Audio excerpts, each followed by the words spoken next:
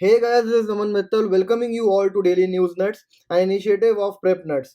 Today the date is 3rd of May 2020 and here we shall be seeing all the important articles that an aspirant must go through from the exam's perspective. Today we shall only be tackling The Hindu. आज हमने कोई और newspaper या sources नहीं लिए हैं और हमने हिंदू से ऑलमोस्ट 8 आर्टिकल्स आप लोगों के लिए एक्सट्रैक्ट करे हैं गाइस. फ्रंट पेज अगर हम देखें तो अगेन आज वो कोरोना वायरस से ही डोमिनेटेड है, बट सारी न्यूज़ में से दो न्यूज़ हैं. एक हमने नीचे जो ली है उसके हम थोड़ा सा देखेंगे, will give time to it.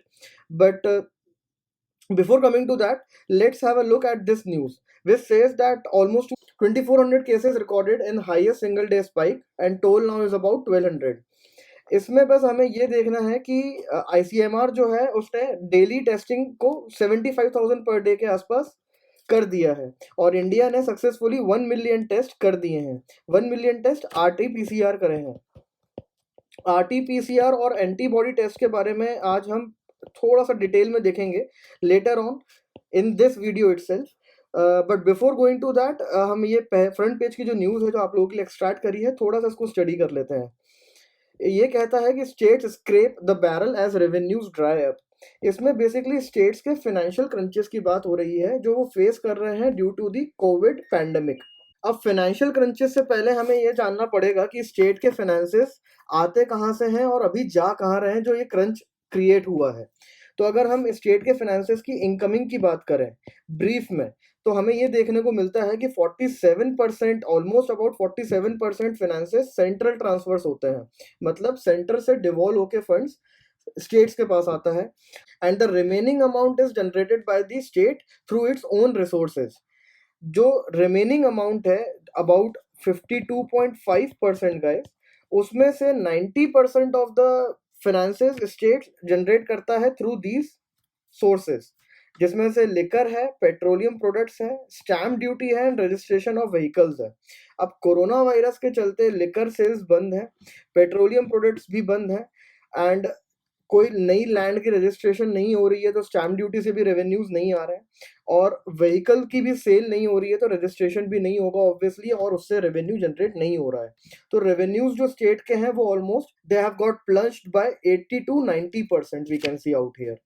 अब अगर हम रेवेन्यूज के आउटगोइंग की बात करें, मतलब एक्सपेंडिचर की बात करें, तो हमें देखने को मिलता है कि again due to Covid pandemic जो आउटगोइंग है वो एक्सपोनेंशियली इंक्रीज हो गई है. कैसे? स्टेट्स को डायरेक्ट कैश ट्रांसफर्स करने पड़ रहे हैं टू द नीडी और उन्हें हेल्थ इंफ्रास्ट्रक्चर को काफी बीफ अप करना पड़ा है. लाइक टेस्टिंग पे उनका काफी खर्चा हो रहा है, क्वारंटीन फैसिलिटीज पे उनका काफी खर्चा हो रहा है, पेशेंट्स को ट्रीट करने में उनका काफी खर्चा हो रहा है. तो ये जो गैप है इनकमिंग और आउटगोइंग के बीच में, ये कहाँ से फिल होगा? स्टेट्स इसीलिए रिक्वेस्ट कर रहे हैं सेंटर को कि आप हमें कोई फैसिलिटी प्रोवाइड करो कि जहां से हमें फंडिंग मिल सके. तो आरबीआई ने अभी कुछ टाइम पहले WMA को इंक्रीज किया था. WMA मतलब वेज एंड मीन्स एडवांसेस. थोड़ा सा हमें ये देखना होगा कि वेज एंड मीन्स एडवांसेस होता क्या है. अब बेसिकली हम इसे समझने के लिए हम ये देखते हैं कि अगर स्टेट्स के पास कोई फाइनेंशियल क्रंच आता है तो वो बोरो करेगा या सिक्योरिटीज इशू करेगा ताकि वो फंड्स रेज कर सके. So basically what it does is it solves the temporary mismatches between the receipts and the payments. receipts and payments के बीच में जो temporary mismatch होता है उसको WMA सॉल्व करता है. WMA के अंडर में ये अलाउ किया जाता है स्टेट्स को कि वो सेंटर से बोरो कर लें. अब जो बोरोइंग है वो उसका जो अमाउंट है वो ओवरऑल भी फिक्स किया जाता है जो कि अबाउट 32,000 करोड़ था, जिसको अभी 60% बढ़ाया है और which is near about now 52,000 crore. तो ये एक टोटल अमाउंट है और हर स्टेट की एक लिमिट है कि वो उतना ही बोरो कर सकता है. वो लिमिट डिपेंड करती है उसके फाइनेंशियल हेल्थ पे बेसिकली. सो जो स्टेट्स हैं वो यहाँ से पैसा विड्रॉ करते हैं, यहाँ से पैसा बोरो करते हैं at the interest rate which is equivalent to the repo rate. किसी स्टेट ने अगर अपनी लिमिट से ज्यादा बोरो करना है तो उसे एक्स्ट्रा इंटरेस्ट देना पड़ता है which is repo rate plus 2%. तो ये एक फैसिलिटी है जो कि प्रोवाइड की गई है सारे स्टेट्स को। तो स्टेट्स का भी ये कहना है कि 60% जो आपने इंक्रीज किया है WMA, that is not sufficient to take care of our financial crunches, आप उसे और बढ़ाओ। और साथ में इफ पॉसिबल हमारे फिजिकल डेफिसिट लिमिट्स को भी आप इंक्रीज कर दो फ्रॉम करेंट 3% टू 4.5%। तो इस आर्टिकल में बेसिकली हमें यही जानने को मिलता है कि स्टेट के जो रेवेन्यू हैं वो कहाँ से आते हैं और कैसे वो अफेक्ट हुए हैं और क्या फैसिलिटीज़ हैं जो उन्हें फाइनेंशियल क्वेश्चन प्रोवाइड कर सकती हैं। Guys second page again being regional and city specific in nature, हमें इस पे कुछ भी देखने को नहीं मिलता है, तो will skip it, will skip fourth as well, fifth will skip and will directly come to the sixth page. Sixth page में हमें एक न्यूज़ देखने को मिलती है। So guys, this news is USCIRF report में prompt concerns। Recently हमने देखा था पिछले कुछ दिनों में कि USCIRF ने इंडिया को लोअर ग्रेड पे रख दिया था in the grade of countries of particular concern, that is CPC। और इंडिया ने आउटराइटली उसकी रिपोर्ट को रिजेक्ट किया था और अभी इंडिया ने USCIRF को ये भी कहा है कि that is the organisation of particular concern. और USCIRF को इंडिया ने ये बोला है कि आपका लोकल स्टैंडाई नहीं बनता है यहाँ पे, so will not take your report seriously. But हमें यहाँ पे कुछ चीज़ें देखनी है। पहले हम ये देखते हैं कि USCIRF है क्या। तो USCIRF एक इंडिपेंडेंट ऑटोनॉमस बॉडी है जो कि international religious freedom act of 1998 के थ्रू यूएस में फॉर्म हुई थी। इस एक्ट को यहाँ पे मेंशन किया गया है। ये बॉडी का जो रिकमेंडेशंस हैं वो नॉन बाइंडिंग इन नेचर होते हैं। ये जो रिकमेंडेशंस हैं ये बेसिकली यूएस प्रेसिडेंट को फॉरवर्ड किए जाते हैं और under USIRF act President of US is obligated to take one of the 15 possible actions। उनके पास 15 ऑप्शंस होते हैं, वो उनमें से कुछ भी एक्शन ले सकते हैं अगेंस्ट द कंट्री जिसकी ग्रेडिंग उनको ऊपर करनी है या नीचे करनी है। तो उसमें बेसिकली सैंक्शंस होते हैं। तो सैंक्शंस उसमें अलग अलग ग्रेड्स के होते हैं, अलग अलग लेवल्स के होते हैं। इंडिया में 2005 में यूएस ने अभी हमारे एग्जिस्टिंग प्राइम मिनिस्टर को बैन कर दिया था। That was done on the recommendation of USCIRF only. उसने रिकमेंड किया था और यूएस प्रेसिडेंट ने वो रिकमेंडेशन को कंसिडर कर लिया था।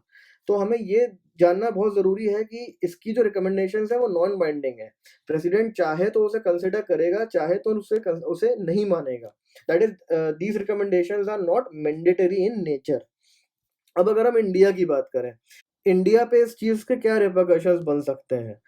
You see that India projects itself as a multi religious democracy. साथ में इंडिया अपने प्लूरलिस्टिक एथोस को भी प्रोजेक्ट करता है all over the world and it aspires to become a part of the global rule making and global decision making.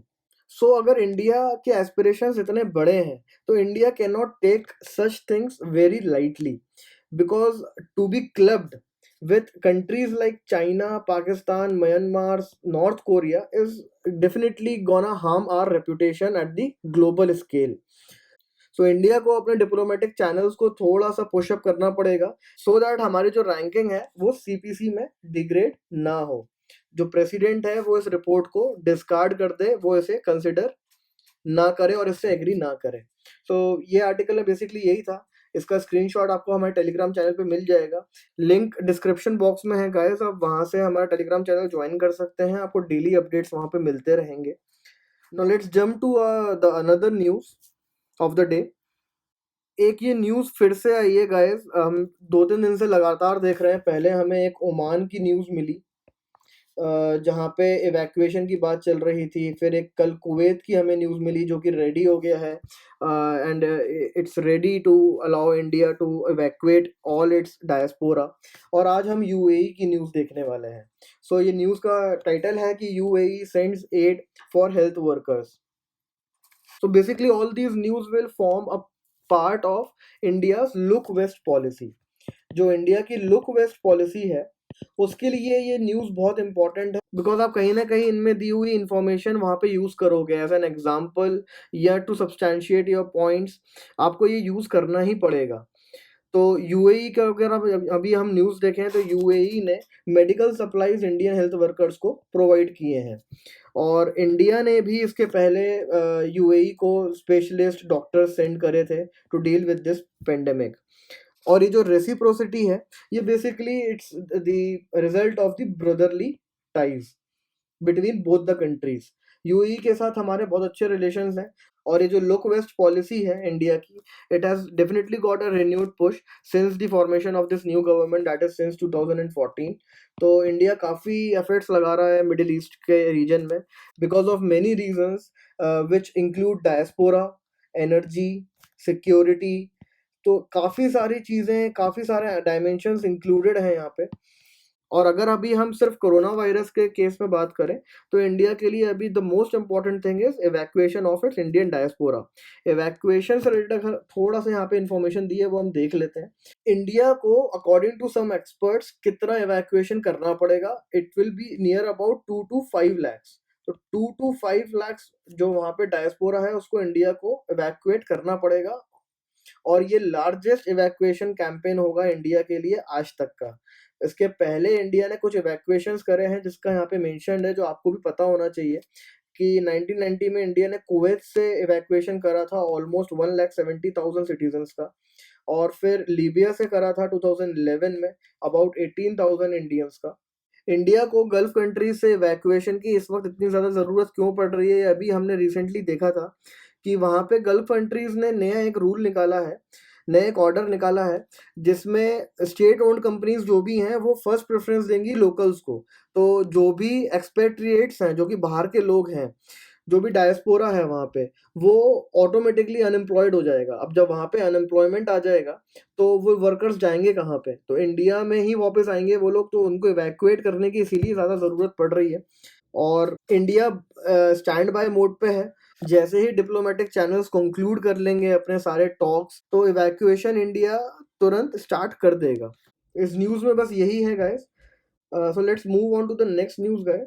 US officials take a hard line on China. This is not that important. ये again बहुत contemporary context में है, तो हमारे exam point of view से इतनी कुछ important नहीं है, बट ठीक है, आपको थोड़ा बहुत पता होना चाहिए कि कैसे दोनों countries that is US and China आपस में अभी फाइट कर रहे हैं when the time is to cooperate with each other and fight the global epidemic collectively। तो यहाँ पे हमें देखने को मिलता है कि ट्रम्प ने अपने एडमिनिस्ट्रेशन को बोला है कि take a more aggressive stand against China on all the fronts, that is economic, diplomatic and scientific as well. साथ में Trump is considering to take an executive order which would block a government pension fund. मतलब जो US का एक government pension fund है जो invest करता है चाइना में, चाइनीज कंपनीज में, तो ट्रम्प उसे ब्लॉक करने की भी बातें कर रहे हैं। तो इससे होगा क्या, जो कैपिटल फ्लो हो रहा है अक्रॉस द पैसिफिक वो हॉल्ट हो जाएगा। एंड ट्रम्प ने अपने इंटेलिजेंस एजेंसी से ये भी कहा है कि you look for the evidence to support this unsubstantiated theory. एक थ्योरी बहुत ज़्यादा अभी सर्कुलेट हो रही है कि जो वायरस है वो लैब में क्रिएट किया गया है एंड इट वाज इंटेंशनल। तो यूएस जो है इस थ्योरी को काफी पुश कर रहा है। तो again the Trump has asked his intelligence agencies, तो आप एविडेंस कलेक्ट करो so as to substantiate this theory. अब इससे होगा क्या, चाइना की रेपुटेशन को और ज्यादा डैमेज होगा, कंट्री सैंक्शंस लगाएंगी and China's economy will witness a downfall. उससे सबसे ज्यादा फायदा किसको होगा, ऑब्वियसली यूएस को ही होगा, because the space that would be created will definitely be taken by the US, especially in Asia, which has become the pivot of the world. So guys, moving on now to the science and tech page, that is the page number 11। यहाँ पे corona virus से related थोड़ी सी news है जो कि important है। एक news ये है कि dead fragments of novel corona virus led to false positives in recovered patients. अभी रिसेंटली गाइस साउथ कोरिया और चाइना में ये देखने को मिला है कि the patients which had got recovered when tested they again emerged out to be positive। So concern basically was that it highlighted the issue of low levels of immunity in the people, and it raised the concerns about the duration of protection that vaccines can offer। So इसको थोड़ा सा हम समझ लेते हैं। इसका मतलब ये है कि या तो इम्यूनिटी लेवल्स जो हैं वो बहुत ज़्यादा कम थे। So what we can infer from this is, जो एंटीबॉडीज क्रिएट हो रही हैं उनकी लाइफ बहुत ज़्यादा कम है अब एंटीबॉडीज की लाइफ अगर बहुत ज्यादा कम है तो बॉडी में जो वायरस है जो डीएक्टिवेटेड फॉर्म में है वो वापस इमर्ज कर रहा है और अटैक कर रहा है। और सेकंड इसका कंसर्न बेसिकली ये है कि जो भी हम वैक्सीन बनाएंगे उसका जो ड्यूरेशन ऑफ प्रोटेक्शन होगा वो ऑब्वियसली बहुत ज़्यादा कम होगा, क्योंकि वैक्सीन से भी एंटीबॉडीज ही क्रिएट होंगी, तो वायरस एलिमिनेट हो ही नहीं पाएगा। तो ये कुछ कंसर्न्स हैं गाइस जो इस न्यूज़ ने क्रिएट करे थे। बट आफ्टर द रिसर्च ये समझ में आया कि डेड फ्रेगमेंट्स हैं वायरस के, मतलब वायरस आपके शरीर में जो भी रिकवर्ड पेशेंट्स हैं उनके बॉडी में वायरस इज डेड नाउ, उसके जो डेड फ्रेगमेंट्स हैं वो पॉजिटिव आ रहे हैं टेस्ट में। It's not that the virus has emerged back into their body. To understand dead fragments, let us understand it this way, that the patient has got recovered and he is no more coronavirus infected, but the thing is कि जो भी virus उसके अंदर था जो मर चुका है वो टेस्ट में पॉजिटिव आ रहा है, मतलब टेस्ट वो डेड फ्रेगमेंट्स को भी रीड कर रहा है, इसीलिए वो पॉजिटिव शो कर रहा है and there is no cause of concern now. ऐसा नहीं है कि वो दोबारा इन्फेक्ट हो गए हैं। तो इसमें बस यही इंपॉर्टेंट था जानने के लिए कि जो रिसेंट में केसेस री इमर्ज हो रहे हैं वो एक्चुअली री इमर्ज नहीं हो रहे हैं, वो टेस्टिंग में थोड़ा सा दिक्कत है कि वो डेड फ्रेगमेंट्स को भी काउंट कर रहा है as a positive. and there is no concern that vaccination will have the shorter duration of protection. Second, हमारे पास साइंस एंड टेक में एक न्यूज़ है about pooling of the testing, which says that a protocol for pooled RT-PCR testing of COVID-19। इसमें IIT Bombay के researchers ने एक algorithm develop किया है और उनका ये कहना है कि पूल टेस्ट आप कंडक्ट करवाओ।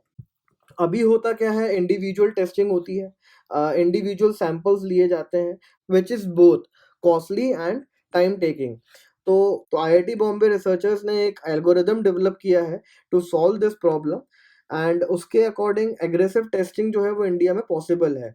अभी हमने फ्रंट पेज पे देखा था कि जो इंडिया में टेस्टिंग लेवल्स हैं वो already 75,000 per day ramp up हो गए हैं, मतलब इतने टेस्ट इंडिया में ऑलरेडी हो रहे हैं, बट ये these are not sufficient considering the huge population base that we have of about near about 135 crores. So this is a thing which should be there with you. आपको पता होना चाहिए ये चीज। अगेन आई वुड से पता नहीं इसका बाद में आप कितना यूज कर पाओ, but as of now this is important and it can always be quoted as the significance of R&D in any country. तो significance of research and development यहाँ से क्लियरली इमर्ज हो रहा है। और इंडिया में क्योंकि रिसर्च एंड डेवलपमेंट पे बहुत कम स्पेंडिंग होती है और काफ़ी ज़्यादा डिबेट्स चल रही हैं, नीति आयोग ने, इकोनॉमिक सर्वे ने रिपीटेडली कहा है कि रिसर्च एंड डेवलपमेंट को आप बूस्टअप करो, उसको फाइनेंस करो। तो यहाँ से हम एक एग्जांपल, एक कोट करके ये बात अपनी सब्सटैंशिएट कर सकते हैं कि research and development how significant it is, whether be it a time of pandemic or a normal time. Now guys हम FAQ पेज पे आते हैं, दैट इज पेज नंबर 12। और यहाँ पे हम, जैसे कि हमने फ्रंट पेज पे कहा था कि आपको आज एंटीबॉडी और RT-PCR टेस्ट के बीच में डिफरेंस और थोड़ा सा जो माइनर डिटेल्स हैं वो हम आपको एक्सप्लेन करेंगे। Can antibody test help tackle कोविड-19, इस आर्टिकल की ये टाइटल है। सो मैं आपको ये डिफरेंस जो है एंटीबॉडी और RT-PCR टेस्ट में, ये बहुत एक ईजी मैनर में समझाने की कोशिश करता हूँ। इंडिया में अगर हम देखें कि टेस्टिंग की बहुत ज़्यादा रिक्वायरमेंट है, बिकॉज अगर कोविड से किसी को फाइट करना है तो बेसिकली दो ही टूल्स हैं कि आप टेस्ट करो और क्वारंटीन करो, राइट गाइस। तो यही दो वेपन्स हैं कि टेस्टिंग आप जितनी ज़्यादा आप एक्सपैंड कर सकते हो, जितनी ज़्यादा उसकी रीच बढ़ा सकते हो आप बढ़ाओ, और अकॉर्डिंगली जो भी पॉजिटिव केसेस आते जा रहे हैं, जो भी एरियाज पॉजिटिव आते जा रहे हैं, उनको आप क्वारंटीन में करते चलो। तो अगर हम टेस्ट की बात करें तो टेस्ट दो टाइप के हो सकते हैं और दो टाइप के भी हो रहे हैं। एक हो रहा है एंटीबॉडी टेस्ट और दूसरा हो रहा है RT-PCR टेस्ट। पहले हम RT-PCR टेस्ट के बारे में बात कर लेते हैं। RT-PCR टेस्ट का मतलब है reverse transcription polymerase chain reaction, जैसे कि यहाँ पे मेंशन्ड है। इसमें बेसिकली होता ये है कि जिस भी पर्सन की टेस्टिंग करनी होती है उसका स्वैब कलेक्ट किया जाता है फ्रॉम हिज नेजल और throat. So nasal and throat का स्वैब लेके उसमें से RNA हम एक्सट्रैक्ट करते हैं एंड इस RNA का जेनेटिक सीक्वेंस जो है वो मैच किया जाता है SARS-CoV-2 वायरस से। और अगर ये मैच हो जाता है तो केस जो है वो पॉजिटिव हो जाता है, अदरवाइज वो नेगेटिव रहता है। तो आरटीपीसीआर टेस्ट बेसिकली बहुत ज़्यादा एक्यूरेट है। So the test is very much accurate. The first point that we get for the RT-PCR. अब हम RT-PCR के थोड़े से लिमिटेशंस देख लेते हैं। तो लिमिटेशंस में बेसिकली सबसे पहले ये चीज़ आती है कि RT-PCR requires RNA extracting machines, specialized laboratory and trained technicians. So it's very much obvious कि ये जो RT-PCR टेस्ट है ये एक्सपेंसिव है। तो पहली लिमिटेशन इसकी ये है कि दैट इज एक्सपेंसिव। और एक्सपेंसिव क्यों है? Because it requires too much of infrastructure. Second limitation इसकी ये है कि it takes about 1 day time to give the results. और अभी in this situation we don't have time, we have everything except time. तो एक दिन ये टेस्ट लेता है रिजल्ट्स देने में, which is too much as of now. और तीसरा एक और इसका लिमिटेशन है कि मिनिमम 30 सैंपल्स होने चाहिए अगर आपको आरटीपीसीआर करना है तो आरटीपीसीआर टेस्टिंग का बेसिक आपके सामने है। अब हम एंटीबॉडी की बात करते हैं। सो एंटीबॉडी टेस्ट को सेरोलॉजिकल टेस्ट भी कहा जाता है। And basically what they do is they detect the presence of the quantity of antibodies produced by the immune system. तो कोई भी इन्फेक्शन जब भी एक ह्यूमन बॉडी को होता है तो ह्यूमन बॉडी एंटीबॉडीज क्रिएट करती है उसे काउंटर करने के लिए। तो वो जो एंटीबॉडीज ह्यूमन बॉडी ने क्रिएट करी, एंटीबॉडी टेस्ट उन एंटीबॉडीज को जो कि क्रिएट हुई हैं उनको डिटेक्ट करता है। और उनको डिटेक्ट करने के बाद उसे ये पता लगता है कि यहाँ पे इन्फेक्शन है। अगर उसे एंटीबॉडीज नहीं मिली मतलब immune system is working fine and it has not produced any antibody to counter the infection. So बहुत सिंपल है इसको समझना कि एंटीबॉडी टेस्ट बेसिकली डिटेक्ट करता है एंटीबॉडीज जो इम्यून सिस्टम ने प्रोड्यूस करी after getting infected. So basically it is an indirect test because it can not find the virus. ये सिर्फ एंटीबॉडीज देखता है but it can determine if the immune system has encountered it. अब हम थोड़ा सा सिग्निफिकेंस देख लेते हैं इस एंटीबॉडी टेस्ट का। तो एंटीबॉडी टेस्ट जो है वो काफ़ी चीप है। हमने देखा था आरटीपीसीआर टेस्ट जो है वो काफ़ी एक्सपेंसिव है बिकॉज उसकी इंफ्रास्ट्रक्चर की रिक्वायरमेंट्स काफ़ी ज़्यादा है। वेयर एज एंटीबॉडी टेस्ट जो है वो काफ़ी चीप है। और सेकेंड इसकी सिग्निफिकेंस ये है कि ये पोर्टेबल है। मतलब इसमें किट्स आती हैं, वो किट्स जो हैं वो कैरी कर सकते हो। इसमें लेबोरेटरी की ज़रूरत नहीं है, स्पेशलाइज्ड इंफ्रास्ट्रक्चर ज़रूरत नहीं है। आप किट्स कैरी करो, जिसको भी टेस्ट करना है आप वहाँ पे किट्स को ले जा सकते हो। थर्ड इज जैसे कि हमने देखा था कि आरटीपीसीआर में 1 दिन का टाइम लगता है, whereas antibody test on site होता है।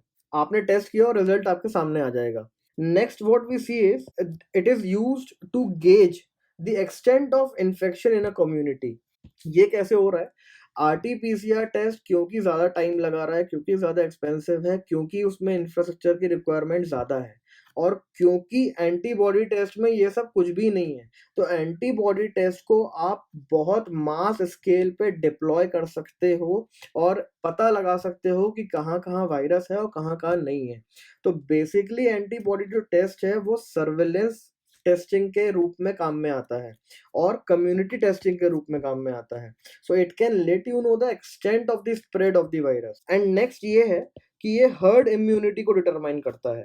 Herd immunity basically lets you know how many people are infected. So जब बहुत ज़्यादा वायरस फैल जाता है, majority of the population infect हो जाएगी, तो वायरस का स्प्रेड उसके बाद सीज हो जाएगा या बहुत ज़्यादा स्लो डाउन हो जाएगा और इस फिनोमिना को हम देखेंगे हर्ड इम्यूनिटी के रूप में। सो अगर आप एंटीबॉडी टेस्ट एक मास स्केल पे करोगे so you can determine the herd immunity of that nation or of that particular region. Now let us see some of the limitations of this antibody test. And first limitation is that it is not so precise. Not so precise in nature in determining whether the infection is positive or negative. अब ऐसा क्यों है ये जानना बहुत simple है। जैसा कि हमने देखा कि एंटीबॉडी टेस्ट वायरस डिटेक्ट नहीं करता है, वो सिर्फ एंटीबॉडीज डिटेक्ट करता है और एंटीबॉडीज डिटेक्ट होने के बाद वो प्रेडिक्ट करके हमें बताता है कि ये पर्सन पॉजिटिव है या नहीं। अब इसमें चांसेस हैं कि जो एंटीबॉडीज डिटेक्ट हो रही हैं वो किसी क्लोजली रिलेटेड पैथोजेंस की हों, वो कोरोना वायरस की ना हो। तो एक ये पॉइंट है जिसके कारण जो एंटीबॉडी टेस्ट है वो फेल हो जाता है कई बार। तो सेकंड लिमिटेशंस यहाँ पे गाइस है राइट क्वेश्चंस। राइट क्वेश्चन से मेरा मतलब ये है whether the questions asked by the person who is conducting the test to the person who has been tested are right. So basically आप ये समझो कि एक पर्सन का टेस्ट हुआ और वो पॉजिटिव आया।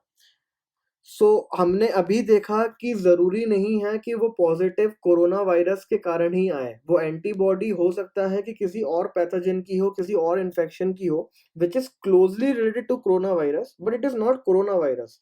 सो टू गेट दिस कॉन्फर्मेशन कि उसे कोरोना वायरस ही है और जो एंटीबॉडी टेस्ट ने डिटेक्ट करी हैं वो कोरोना वायरस की हैं, उससे क्वेश्चनिंग करनी पड़ेगी कि क्या आपकी ट्रैवल हिस्ट्री थी, क्या आप किसी से मिले जिनको कोरोना वायरस था या जिनको कोरोना वायरस के सिम्टम्स थे। So such kind of questioning if not is put up in a correct manner, then again the results will be erroneous. जो रिजल्ट्स हैं वो सही नहीं होंगे।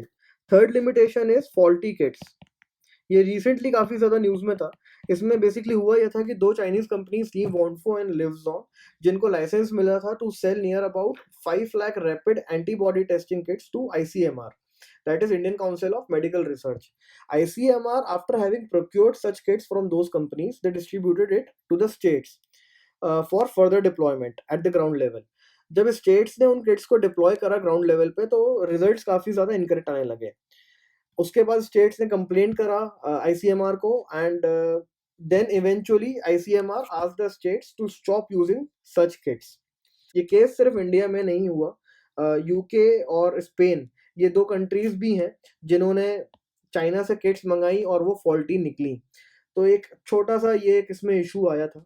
इसके बाद इंडियन हेल्थ मिनिस्टर ने ये बोला है कि by the May end India will be able to produce its own rapid testing antibody kits, so will use our own kits now. That's a good thing. So that was all about the antibody test and RT-PCR test, the differences and the application significance of both of them. So the final conclusion would be कि India को दोनों test की ज़रूरत है। RT-PCR test expensive है but accurate है, antibody test जो है वो एक्यूरेट नहीं है और इनएक्सपेंसिव है। सो दोनों टेस्ट का एक हमें बैलेंस्ड कॉम्बिनेशन की ज़रूरत है ताकि हमें कम्युनिटी स्प्रेड है उसका एक्सटेंट का भी आइडिया लगता रहे और एक्यूरेसी भी हमारी मेंटेन रहे। So that is all about this article. ये बहुत अच्छा आर्टिकल है आज का, बहुत इंपॉर्टेंट आर्टिकल था।